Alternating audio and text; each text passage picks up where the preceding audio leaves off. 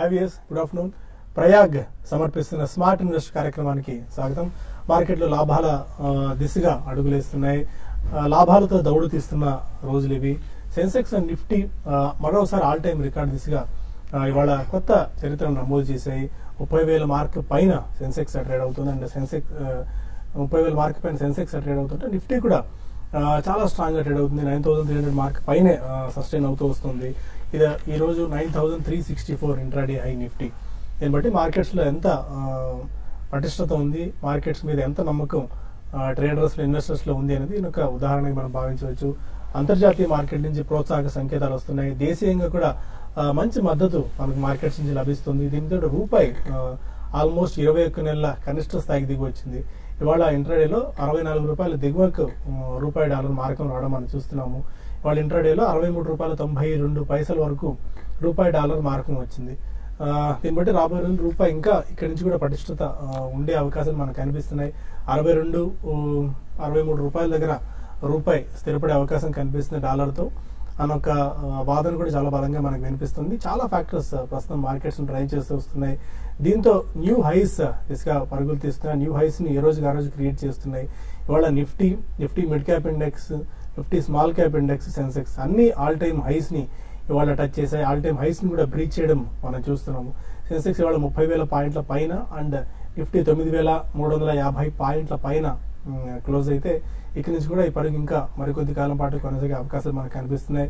ఇవాళ auto, banking, FMCG, metal రంగ counters లో మంచి బయింగ్ కనిపించింది. ఐటీ, ఫార్మా, రియాలిటీ కొద్దిగా వీక్నెస్ చూస్తున్నాం. ఎందుకంటే ఐటీ బికాస్ ఎక్స్పోర్ట్స్ రిలేటెడ్ నేపథ్యంలో విప్రో లాంటిది మంచి పర్ఫార్మెన్స్ కనబరిచి 1:1 బోనస్ ఇచ్చినప్పటికీ విప్రోని పనిష్ చేసింది. మార్కెట్ 4% దాకా పీక్స్ నుంచి పడింది. ఐటీ, ఇన్ఫోసిస్, టీసీఎస్ లాంటి స్టాక్స్ కూడా ఇవాళ క్రాక్ అయ్యాయి. ఫార్మా యాజ్ ఆఫ్ నో చాలా కన్సర్న్స్ కనిపిస్తున్నాయి. దానితో ఫార్మాలో కూడా పీక్ గా ఉంది. రియాలిటీలో మాత్రం కొద్దిగా ప్రాఫిట్ బుకింగ్ కనిపిస్తుంది. దాంతో రియాలిటీ రిలేటెడ్ స్టాక్స్ లో మనం సెల్లింగ్ చూసాం. అండ్ ఇవాళ 52 వీక్ హై టచ్ చేసిన స్టాక్స్ 130+ దాకా ఉన్నాయి. మార్కెట్స్ తో పాటు ఈ స్టాక్స్ కూడా పరుగులు తీస్తున్నాయి. స్టాక్ స్పెసిఫిక్ మూవ్స్ బాగా ఎక్కువగా ఉన్నాయి.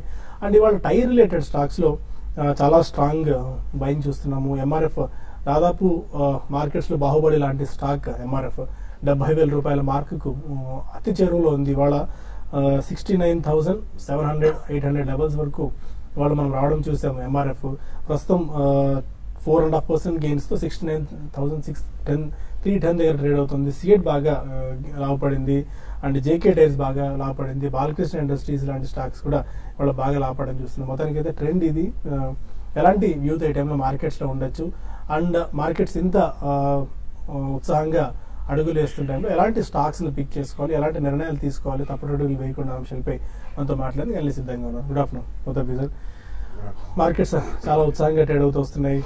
ప్రతిరోజు ఒక కొత్త గరిష్ట స్థాయిని నమోదు చేస్తున్నాయి. ఈ టైంలో కాషియస్ అప్రోచ్ కొద్దిగా ఉండడం మంచిదంటారా, చాలా అగ్రెసివ్ గా మార్కెట్స్ లోకి వెళ్ళి స్టాక్స్ పర్చేస్ చేసుకోవడం మంచిదంటారా? Well, I would say cautious approach definitely not required అండి. ఎందుకంటే మనం గతంలో చెప్పినట్టు ఎప్పుడైనా కానీ more money has been lost in terms of waiting for a correction than the correction itself. So మనం వెయిట్ చేస్తుంటే డెఫినెట్లీ మార్కెట్ లో కరెక్షన్స్ మనం ఎప్పుడు కూడా చూడలేదు. రైట్ ఫ్రమ్ February 1st ఎప్పుడైతే మనకి బడ్జెట్ వెలువడిందో దాని తర్వాత అసలు మీనింగ్ఫుల్ కరెక్షన్ అనేది మనం చూడలేదు. సో గోయింగ్ ఫార్వర్డ్ మనకి మాన్సూన్ కూడా బాగానే ఉంటుంది అన్నారు కాబట్టి and external data in terms of USA కానివ్వండి, లేకపోతే యూరోప్ కానివ్వండి, ఇతర ఎక్కడి నుంచి అయినా కానీ కంప్లీట్లీ పాజిటివ్ న్యూస్ ఫ్లోనే వస్తుంది.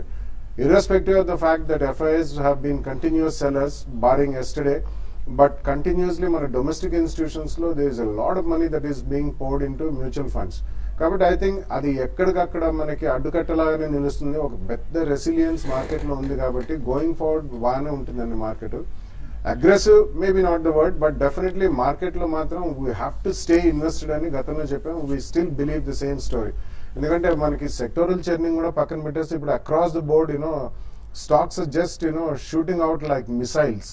సో ఈ కారణం మూలన stay invested in the market. చిన్న చిన్న corrections maybe 1 or 2 days individual scripts లో వచ్చిన stock specific or maybe sector specific action మనం కొద్దిగా చూసిన బారింగ్ టెలికామ్ ఒకటి పక్కన పెడితే most of the other stocks doing well అండి. But even power generating companies కూడా కొంచెం జాగ్రత్తగా ఉండాలి. ఎందుకంటే don't chase all power generating companies. Telecom I think is completely return of story till now. And అలాగే మన ఐటీ అండ్ ఫార్మా కొద్దిగా back seat తీసుకున్నాం. నిన్న విప్రో వాళ్ళు 1:1 బోనస్ అనౌన్స్ చేసినా కానీ అండ్ మా results were definitely better than the large 2 companies like Infosys and TCS. But still అందులో మనం పెద్దగా మూవ్మెంట్ అంటూ ఏం చూడలేదు. So IT and pharmaceutical can wait for some more time. Telecommunication is definitely not an investment right now. కాబట్టి మిగతా అన్ని sectors లో కూడా ఎక్కడైతే చిన్న కరెక్షన్స్ వచ్చినా stock specific except completely micro cap penny stocks వేటికైతే ఫండమెంటల్స్ అస్సలు లేవో, they are just running like wild dogs. అవి వదిలేసి మిగతా వాటన్నిటిలో మాత్రం తప్పకుండా stay invested. In case result season అయిన తర్వాత మార్కెట్లో ఏదైనా కొద్దిగా మీనింగ్ఫుల్ కరెక్షన్ వస్తే అక్కడ సెకండ్ ప్రైస్ పాయింట్ లో కొనొచ్చు. But stay invested, don't miss this grand opportunity అనే చెప్పాం. And we still stick to the same rule. No doubt. అదే అండి బాలగారు చెప్తున్నా, ఎవరు చెప్పినా ఏ అనలిస్ట్ చెప్పినా కూడా స్టే ఇన్వెస్టెడ్ ఇన్ మార్కెట్స్. ఈ లాభాల బాటలో ఉన్న మార్కెట్స్ నుంచి ఎంతో కొంత ప్రయోజనం తీసుకోండి. దీర్ఘకాలం పాటు స్టాక్స్ లో ఈ మార్కెట్ లో కొనసాగితే మంచి లాభాలు ఇంకా ఒడిసిపట్టుకునే అవకాశం మనకి అనిపిస్తుంది. మల్టీబ్యాగర్ స్టాక్స్ అవకాశం ఉంది. బట్ ఇదే టైంలో బాలగారు క్యాట్స్ అండ్ డాగ్స్ లాంటి స్టాక్స్ కూడా ఫండమెంటల్ సంబంధం లేకుండా పరుగులు తీస్తుంటే అలాంటి స్టాక్స్ మాత్రం దూరంగా ఉండండి. రెగ్యులర్ గా మన షోస్ వాచ్ చేస్తుంటే ఫండమెంటల్ గా ఉన్న మంచి స్క్రిప్ట్స్ ఏమి ఉన్నాయి అండ్ నెక్స్ట్ సెక్టార్స్ ఏవి పిక్ చేసుకోవాలి, సెక్టార్ చర్యలో భాగంగా అనేక విషయాలను మనం TV5 news and TV5 money వేదిక ద్వారా, ప్రాఫిట్ యువర్ ట్రేడ్ వేదిక ద్వారా పదే చెప్తూ వస్తున్నాము. అందుకని ఫండమెంటల్ గా మంచి స్క్రిప్ట్స్ ను మీరు సెలెక్ట్ చేసుకుని లాభాలు పొందాలని చెప్పి మా ఆలోచన. టెక్నికల్ ఎలా కనిపిస్తుంది శేష్ గారు? 9350 పైన ట్రేడ్ అవుతుంది. 9364 ఆర్డ్ లెవెల్స్ ఇవాళ ఇంట్రాడే హై టెస్ట్ చేసింది. ఒకవేళ 9350 పైన నిఫ్టీ సస్టైన్ అయినా టెక్నికల్ పాయింట్ ఆఫ్ వ్యూలో అండ్ సెన్సెక్స్ 30,000 మార్క్ పైన సస్టైన్ అయినా ఇంకా అప్సైడ్ ఏమేరకు ఉండే ఛాన్సెస్ మనకు కనిపిస్తున్నాయి? అంటే ఒకటి ఇక్కడ టెక్నికల్ ఫ్యాక్టర్ కన్నా F&O ఫ్యాక్టర్ అనేది మేజర్ రోల్ గా మనకి లాస్ట్ 3 రోజుల మూవ్స్ కి ప్రధాన కారణం అని చెప్పొచ్చు. 3 రోజులుగా చూసుకుంటే ఒక రోజు దగ్గరగా 100 పాయింట్స్, తర్వాత నెక్స్ట్ ఇమీడియట్ డే అంటే నిన్నటి రోజు 87, మళ్ళీ ఇప్పుడు +40. సో మొత్తం అంతా కలిపితే దగ్గర 200 పాయింట్స్ దాకా ర్యాలీ చూసాము. దీనికి ఇనిషియల్ గా కొంచెం షార్ట్ కవరింగ్ వచ్చింది, తర్వాత షార్ట్ కవరింగ్ కూడా ఎక్స్టెండ్ అయ్యింది. ఎందుకంటే ఒక టైంలో నిఫ్టీ 9200 పెద్ద రెసిస్టెన్స్ ఫేస్ చేయొచ్చు, దాటకపోవచ్చు అని మనం అనుకున్నాం. ప్లస్ దీనికి తోడు ఓవరాల్ గా ఎక్కువగా బిల్డ్ కూడా చూసుకుంటే షార్ట్స్ ఎక్కువ బిల్డ్ అయినాయి. తర్వాత call writers around 92, 93 call writers చాలా అగ్రెసివ్ ఉన్నారు ఒక 1 వీక్ బ్యాక్. అయితే గ్లోబల్ గా ఒకసారి అటు యూరోప్ నుంచి, ఫ్రాన్స్ నుంచి పాజిటివ్ న్యూస్లు రావడం, ఒకసారి సినారియో మారిపోయి గ్లోబల్ గా కూడా కొంత హెడ్జ్ ఫండ్స్ అన్ని కూడా షార్ట్స్ కవర్ చేశారు. ఏదైనా కూడా ఇక్కడ ఈ సిరీస్ చాలా స్ట్రాంగ్ గా క్లోజ్ కావడం అనేది మనకి ఈ రోజు రేపట్లో అది ఖాయంగా కనబడుతుంది. అయితే ఈ సిరీస్ కన్నా ఆ సిరీస్ లో చూసుకుంటే స్టాక్స్ ఎక్కువ బాగా పెరిగాయి. ఏదైనా కూడా ప్రస్తుతం టెక్నికల్ గా నిఫ్టీకి 9440 లెవెల్స్ నెక్స్ట్ మనకి ఓపెన్ అయిందని చెప్పొచ్చు. అక్కడ నిఫ్టీకి మళ్ళొకసారి ఎందుకంటే 9200 దగ్గర కొంత రెసిస్టెన్స్ ఫేస్ చేసింది కాబట్టి నెక్స్ట్ పాయింట్ 9440 దగ్గర రెసిస్టెన్స్ ఫేస్ చేయొచ్చు. అయితే ఇంకోటి బుల్ మార్కెట్ కి రెసిస్టెన్స్ కూడా పనిచేయండి. మార్కెట్స్ లో లిక్విడిటీ వచ్చి గ్లోబల్ మార్కెట్ సపోర్ట్ ఉంటే ఇదే ర్యాలీ కొనసాగొచ్చు. అయితే ఇప్పుడు లాస్ట్ ఒక 1 అవర్ 1.5 అవర్ లో కొంత మిడ్ క్యాప్ లో ప్రాఫిట్ బుకింగ్ అనేది ఈ రోజు ట్రేడ్ లో మనం గమనిస్తున్నాము. సెక్టర్ పరంగా చూసుకుంటే అటు టైర్స్ చెందిన కంపెనీస్ మళ్ళీ ఒక అప్ ట్రెండ్ అనేది ఈ రోజు చూసాము. దీనికి తోడు అంటే వీక్ గా నిఫ్టీకి కొంచెం వీక్ గా ఉన్న వీక్ గా ఉన్న సెక్టర్ పరంగా చూడాలంటే ఐటీ ప్యాక్ ఇంతకు ముందు మీరు మెన్షన్ చేసినట్టుగా రూపీ అనేది ఏ రోజుకి ఆ రోజు స్ట్రాంగ్ కావడము దీనికి ప్రధాన కారణంగా చెప్పొచ్చు. ఏదైనా కూడా మార్కెట్స్ అనేది బై అండ్ డిప్స్ మార్కెట్స్ అని చెప్పొచ్చు. అయితే స్టాక్ సెలెక్షన్ ఇంతకుముందు బాలాగారు అన్నట్టుగా ఆ స్టాక్ సెలెక్షన్ చాలా ఇంపార్టెంట్. క్వాలిటీ స్టాక్స్ లోనే స్టే ఇన్వెస్టెడ్ గా ఉండమని చెప్తాను. కొత్తగా కొనాలనుకునే వాళ్ళు ఇప్పుడు రిజల్ట్ సీజన్ ఉంది కాబట్టి రిజల్ట్ చూసుకొని మంచి స్టాక్ ఏవైతే ఉందో అంటే పోర్ట్ఫోలియోని చేంజ్ చేసుకోమంటారు. అంటే ఇంతకుముందు వీక్ స్టాక్ లో ఉంటే అది కూడా ఇప్పుడు ప్రాఫిట్ లో రావచ్చు. అటువంటి స్టాక్ ఎగ్జిట్ అయిపోయి క్వాలిటీ స్టాక్స్ లో స్టే ఇన్వెస్టెడ్ గా ఉండమని చెప్తానండి. Fine, stay invested, keep your money in stock markets. ఇదే మంత్రం మనం కొద్ది నుంచి చెప్పిస్తూనే వస్తున్నాం. ఎందుకంటే మార్కెట్స్ లో మంచి మొమెంటం బిల్డప్ అవుతుంది. ఫండమెంటల్ గా మార్కెట్స్ కూడా పటిష్టం అవుతూ వస్తున్నాయి. Micro and micro point of వ్యూలో చూసుకున్నా కూడా అట్రాక్టివ్ కనిపిస్తుంది మన మార్కెట్స్. సో మంచి ఫండమెంటల్ గా స్ట్రెంత్ ఉన్న స్టాక్స్ ను పిక్ చేసుకుంటే మనకు మంచి ప్రయోజనకారిగా ఉంటుంది. దీర్ఘకాలంలో మంచి మల్టీ బ్యాగర్స్ కూడా మార్కెట్స్ నుంచి మనం అందుకోవచ్చు. ఇంకా మరిన్ని కాల్స్ అండ్ మెయిల్స్ తీసుకుని చిన్న బ్రేక్ తీసుకుని తర్వాత కాల్స్ అండ్ మెయిల్స్ లోకి వద్దాం. Stay with us.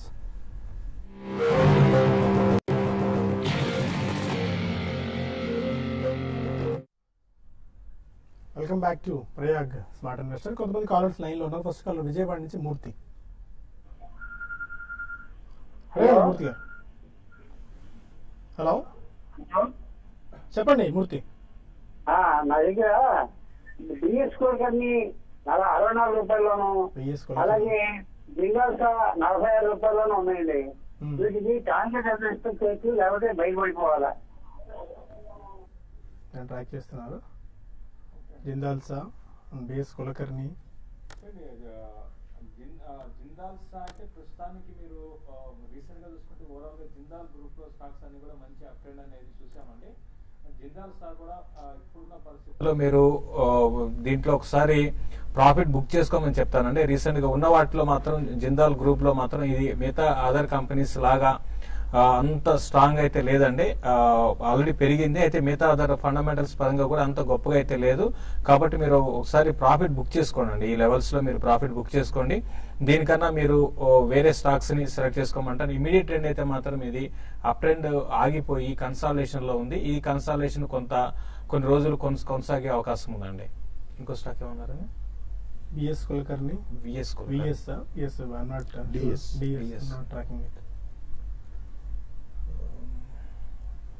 ఓకే దొరుకుతుంది స్టాక్. ఓకే అండి. డిఎస్ కులకర్ణి విషయానికి వస్తే అండి ఇది రేంజ్ లోనే ఉందండి. ఒక రేంజ్ లోనే ఉంది. ఇది కూడా వీక్ గానే ఉందండి ఈ స్టాక్. మధ్యలో ఒక అప్ ట్రెండ్ వచ్చి మళ్ళీ ఇమీడియట్ గా కూడా మళ్ళీ స్టాక్ లో అప్ ట్రెండ్ అనేది ఆగిపోయింది. అయితే ఓవరాల్ గా సెక్టర్ పరంగా స్ట్రాంగ్ ఉంది కాబట్టి ఇందులో మళ్ళీ ఇంకొక చిన్న అప్ ట్రెండ్ రావచ్చు. ఆ అప్ ట్రెండ్ వచ్చినప్పుడు మీరు డిఎస్ కులకర్ణి నుంచి మీరు ఎగ్జిట్ కమ్మని చెప్తాను. దీనికన్నా క్వాలిటీ స్టాక్స్ చాలా ఉన్నాయి ఇదే సెక్టర్ లో, మనకి కన్స్ట్రక్షన్ అండ్ కాంట్రాక్ట్ ఈ ఫీల్డ్ లో. అటువంటి స్టాక్స్ ని సెలెక్ట్ చేసుకోమని చెప్తానండి. విజయవాడ నుంచి శిరీష్ మరో కాలర్. హలో అండి చెప్పండి. సార్ నా పేరు శిరీష్ అండి, నేను విజయవాడ నుంచి మాట్లాడుతున్నాను. చెప్పండి శిరీష్. సార్ నా దగ్గర ఐఆర్బి ఇన్ఫ్రా 300 షేర్స్ ఉన్నాయండి 249 రూపీస్ దగ్గర. ఓకే. అలాగే బ్రిగేడ్ వచ్చేసి 700 షేర్స్ 241 రూపీస్ దగ్గర ఉన్నాయి సార్. ఓకే చెప్పండి మీ డౌట్ ఏంటి? అంటే ఇవి టార్గెట్ ఎంత ఉంటుంది, లేకపోతే స్టాక్ లాస్ ఎంత వరకు పెట్టుకోవాలని అడుగుతున్నానండి. ఓకే. ఐఆర్బి ఇన్ఫ్రా అండ్ బ్రిగేడ్ ఎంటర్ప్రైజెస్. చూడండి, ఐఆర్బి ఇన్ఫ్రా మీకు టార్గెట్ అంటే మీరు ఇన్వెస్టరా ట్రేడర్ అనేది మీరు ఫస్ట్ మీరు చెప్పాల్సి ఉంటుందండి. ప్రస్తుతం ఇన్వెస్ట్మెంట్ కి అయితే మీరు ఐఆర్బి ఇన్ఫ్రా మీరు హోల్డ్ చేయొచ్చండి లాంగ్ టర్మ్ కి. నెక్స్ట్ 6 to 8 months ఇన్ని రోజులు అంటే మీరు ఎప్పుడు కొన్నారో కూడా తెలియదు. ఇన్ని రోజులు ఉపయోగపట్టారు కాబట్టి కొన్ని రోజులు వెయిట్ చేయండి. 1.5 year లో ఇన్ఫ్రా స్టాక్స్ బాగా పెరగొచ్చండి. లైక్ మనకి రియల్ ఎస్టేట్ ఎట్లా మనకి పుంజుకున్నాయో లాస్ట్ ఒక 2 months లో ఇన్ఫ్రా కూడా అట్లా అదే పెరగొచ్చు. కాబట్టి ప్రస్తుతానికి హోల్డ్ చేయండి. మేము ఇంకా షార్టర్ వ్యూతో అయితే 240 జోన్ అనేది 240, 242 అనేది ఒక సపోర్ట్ దీనికి. ఇంకా అది కూడా బ్రేక్ అయితే 224, 220 అనేది చాలా స్ట్రాంగ్ సపోర్ట్ అండి. ఆ లెవెల్ అయితే బ్రేక్ అయితే కాకపోవచ్చు. కాబట్టి మీరు లాంగ్ టర్మ్ కి మీరు హోల్డ్ చేయమంటాను. బ్రిగేడ్ ఎంటర్ప్రైజెస్ ఇది కూడా చూసుకుంటే రీసెంట్ గా బాగా అప్ మూవ్ వచ్చిందండి. ఇది మీరు ఇన్వెస్ట్మెంట్ కి అయితే స్టాప్ లాస్ వద్దని చెప్తానండి. ట్రేడింగ్ పరంగా మీరు షార్టర్ వ్యూతో అయితే మాత్రం 240 కింద అంటే 238 దగ్గర స్టాప్ లాస్ పెట్టుకొని దీన్ని హోల్డ్ చేయమని చెప్తాను. మంగళగిరి నుంచి కిరణ్ మరొక. కిరణ్ సార్ నమస్తే సార్. నమస్కారం అండి చెప్పండి. సార్ నేను డీహెచ్ఎఫ్ఎల్ తీసుకున్నాను సార్ 280 దగ్గర. ఓకే. తర్వాత ఏమన్నా బజాజ్ ఫైనాన్స్ 850లో తీసుకున్నాను సార్. ఓకే. ప్రజెంట్ ఆ రెండింటిని మా మ్యాక్సిమం వచ్చున్నాయి. మరి వీటిని కంటిన్యూ చేయమంటారా, యాడ్ చేసుకోవచ్చా, లేదా ప్రాఫిట్ బుక్ చేయమంటారా? ప్రాఫిట్స్ లో ఉన్నారు బజాజ్ ఫైనాన్స్ అండ్ డిహెచ్ఎఫ్ఎల్. రెండు చేయొద్దండి. ప్రాఫిట్ బుక్ చేయొద్దు, అడిషనల్ గా మాత్రం యాడ్ చేయొద్దు. ఒకవేళ అడిషనల్ గా యాడ్ చేయదలుచుకుంటే March 31st and year end results వచ్చేదాకా ఆగండి. రెండిట్లో కూడా డీసెంట్ ప్రాఫిట్స్ లోనే ఉన్నారు కాబట్టి రెండు ఉన్న క్వాంటిటీ మాత్రం ఉంచండి. అడిషనల్ పర్చేజ్ చేయాలనుకుంటే మాత్రం డెఫినెట్లీ మీరు 31st March రిజల్ట్స్ వచ్చిన తర్వాత it can be end of May అక్కడ కొనుక్కుంటే పెట్టండి. ఇతరత్ర వేరే దాంట్లో పెట్టాలనుకుంటే, ఎందుకంటే ఒకటేమో మంచి ఎన్బిఎఫ్సి కన్స్యూమర్ ఓరియంటెడ్ ఎన్బిఎఫ్సి, ఒకటేమో హౌసింగ్ ఫైనాన్స్ కంపెనీ. కాబట్టి ఇన్ కేస్ అడిషనల్ మనీ ఉంటే మాత్రం మీరు డిఫరెంట్ సెక్టర్స్ లో మేబీ ఆటో ఆన్సిలరీ కానివ్వండి, automobile sector, branded garments and readymade garments or chemicals, fine chemicals, ఇటువంటి వాటిలో పెట్టండి. వైజాగ్ సుధీర్ మరొక. హలో హలో అండి చెప్పండి. Good afternoon sir. Good afternoon అండి చెప్పండి. ఏఐసి హౌసింగ్ ఫైనాన్స్ రిజల్ట్ ఎలా ఉండవచ్చు? ఎలా ఉండొచ్చు అని చెప్పడం కష్టం అండి. మీరు ఏమైనా స్టాక్ తీసుకున్నారా ట్రేడింగ్ ఫండమెంటల్ పర్పస్? 5 లో 400 షేర్స్ తీసుకున్నాను. ఏ ప్రైస్ లో అండి? 505. Okay. Any overview on JSC housing finance? GSC housing finance just మనకి 2 months బ్యాక్ స్టాక్ 320 ఉండేది, ఇప్పుడు మనకి 520 దాకా వచ్చిందండి. అక్కడ కొంత రెసిస్టెన్స్ ఫేస్ చేస్తుంది. తర్వాత రిజల్ట్ ఎట్లా ఉండొచ్చు అనేది, రిజల్ట్ బాగుంటాయండి, బాగానే ఉండడానికి అవకాశాలు ఎక్కువ ఉంటాయి. అంటే ఎగ్జాక్ట్ గా ఇట్లా రావచ్చు అనేది చెప్పలేము. మరీ పెద్ద కంపెనీకి ఎక్స్పెక్టేషన్స్ దాని మీద హోప్ ఉంటుందండి. అంటే ఇప్పుడు హెచ్డిఎఫ్సినో లేకపోతే రిలయన్స్ ఇటువంటి వాటి మీద మార్కెట్స్ బాగా కీన్ గా వాచ్ చేస్తుంటాయి. ఈ చిన్న కంపెనీస్ అంటే ఇది మరీ అంత చిన్న కంపెనీ కాకపోయినా కూడా దీని మీద రిజల్ట్ మీద అంటే కొంచెం ఎంతో కొంత ప్రభావం ఉంటుంది. అయితే ఫండమెంటల్ పరంగా చాలా స్ట్రాంగ్ ఉంది. లాస్ట్ 2-3 quarters బాగా రిజల్ట్ అనౌన్స్ చేస్తున్నారండి. ఈసారి కూడా బాగానే ఉండొచ్చు. అయితే ఇమీడియట్ గా మాత్రం మార్కెట్ లో ప్రాఫిట్ బుకింగ్ వచ్చిందంటే కొంచెం ఇది ఈ లెవెల్స్ నుంచి కొంచెం కిందకి రావచ్చు. ఇన్వెస్ట్మెంట్ కి అయితే ఎవరీ డిప్ లో కూడా చాలా స్ట్రాంగ్ బై అని చెప్తారు. కొన్ని మెయిల్స్ తీసుకుందాం. చాలా మెయిల్స్ వచ్చాయి మనకి. బాలాజీ అడుగుతున్నారు, యాక్షన్ కన్స్ట్రక్షన్స్ 1000 shares 64.50లో, ఐడిఎఫ్సి 73 rupees 50 paise లో 400 shares తీసుకున్నారు, హోల్డ్ చేసుకోవచ్చా? I think IDFC can be switched over అండి. ఎందుకంటే ఐడిఎఫ్సి ఈక్విటీ పరంగా చాలా పెద్ద కంపెనీ, అంటే హ్యూజ్ ఈక్విటీ ఉంది IDFC and IDFC bank also. So అది మీకు మంచి రిటర్న్ ఇవ్వాలంటే చాలా టైం కూడా పడుతుందండి. And they still have some non performing assets baggage. అది గతంలో బైఫర్కేట్ అయినా కానీ I think they still suffer from non-performing assets baggage. But మంచి కంపెనీ, కానీ మీకు ఆపర్చునిటీ కాస్ట్ ఇటువంటి మంచి మార్కెట్ లో పోతుంది కాబట్టి I think you should switch out to some private sector South India based banks అండి. Ace Construction Equipment I think you can retain that. Definitely last 1 year లో కూడా చాలా బిజినెస్ అనేది అన్ని కన్స్ట్రక్షన్ ఎక్విప్మెంట్ కంపెనీస్ అన్నిటి కూడా చాలా గణనీయంగా పెరిగింది. అండ్ రాబోయే 1 or 2 years లో కూడా బ్రహ్మాండంగా ఉంటుంది కాబట్టి I think as you can retain. IDFC is a switch. Pradeep మరో కాల్ ఉన్నారు. అడగండి ప్రదీప్. హలో సార్, అశోక్ లేలాండ్ 96 లో తీసుకున్నామా, అది ఎట్లా ఉంటుంది ఏమి? ఎంతకాలం తీసుకున్నారండి? షార్ట్ టర్మ్ గురించా లాంగ్ టర్మ్ గురించా? లాంగ్ టర్మే. అశోక్ లేలాండ్ 100-120 లేన్ అయిన తర్వాత కొద్దిగా మళ్ళీ లగాడిగా కనిపిస్తుంది. పెద్దగా మార్కెట్ తో పార్టిసిపేట్ చేయట్లేదు. అశోక్ లేలాండ్ హోల్డ్ చేసుకోవచ్చా? ఒకటండి, అశోక్ లేలాండ్ మనం రిపీటెడ్ చెప్తున్నాం అండి. ఇది మీరు తీసుకున్న రేట్ ఏదైతే ఉందో 96 అనేది దీనికి రెసిడెన్స్ మనకి అనుకోవచ్చు అని, రెసిడెన్స్ జోన్ అనుకోవచ్చు. ఇదేంటంటే ఈ మధ్య కాలంలో యాక్టివ్ గా పార్టిసిపేషన్ పెద్దగా లేదండి. అట్లానే పడిపోదు, ఇక్కడ నుంచి బాగా పెరుగుతుందని చెప్పలేము. మీరు లాంగ్ టర్మ్ అంటున్నారు కాబట్టి ఈ రోజుకి మీరు చూసుకోవాలి. ప్రైస్ ఫండమెంటల్స్ బాగానే ఉన్నాయి. మధ్య మధ్యలో కొంచెం కన్సాలేషన్ ఉంటుంది తప్ప అంతకు మించి పెద్దగా డౌన్ సైడ్ కూడా ఉండదు. 1.5 year ఉంటే మాత్రం మీకు 15-20% కైండ్ ఆఫ్ రిటర్న్ మీకు రావచ్చు. మీరు హోల్డ్ చేయమని చెప్తాను.